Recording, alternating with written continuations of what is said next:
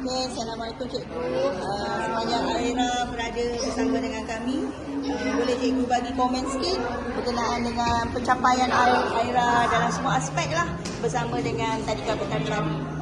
Okay, Alhamdulillah. First thing first, nak ucapkan terima kasih kepada tenaga guru pengajar di Tadika Petani Bicara, sebab saya memang boleh nampak progres Aira dari hari ke hari. Dan sebab saya, salah satu benda yang saya sangat berpuas hati adalah saya boleh melihat progres setiap hari. Kerana cikgu-cikgu akan sentiasa update di dalam Telegram. Itu satu benda yang saya sangat suka. Sebab saya suka melihat benda yang dibuat di sekolah. Kalau sebelum ni adalah pengalaman abang-abang dia di tadika lain, tapi saya tak dapat melihat progres anak. Jadi untuk tadika saya kan berpuas hati, saya nampak apa benda dia buat hari-hari dan setiap subjek dia update. Termasuk ikrok dia punya amalan syarikat dia, bahasa Inggeris, bahasa Melayu. Jadi progres tu saya dapat nampak dan dia apply di rumah. Di mana dia sendiri yang ada inisiatif sendiri, dia ambil buku yang dia baca. Saya nampak betul, saya memang tak ada pun, saya memang tak ada buat jadual pun dia ke apa, memang inisiatif dia sendiri. Dan saya pun nampak dia punya semangat apa tu, dia nak compete dengan kawan. Competition ni saya boleh nampak, macam apa?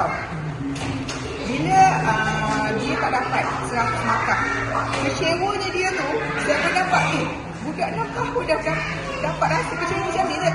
Biasanya kalau kita tanya dia dulu, relax lah. 99, okey lah try lah. Tapi kenapa tak 100? Dia boleh cakap macam tu. Jadi saya rasa macam wow. Untuk umur 6 tahun patutnya masih muda lah untuk ada perasaan macam tu. Tapi dia punya competition, dia punya semangat tu, saya sangat puji lah.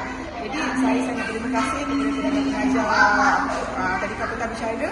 Memang saya nampak dia sangat pandai membaca, dia laju membaca dah sekarang dan dia boleh baca ada surat cinta lah kan. Daripada sekolah lama dulu, anak murid ni ada surat tau, dia boleh baca surat tu dalam bahasa Inggeris. Saya sangat terkejut, dia boleh baca. Wow, ni saya dah suka bumi ke? Ni macam tu. Tadi kenapa?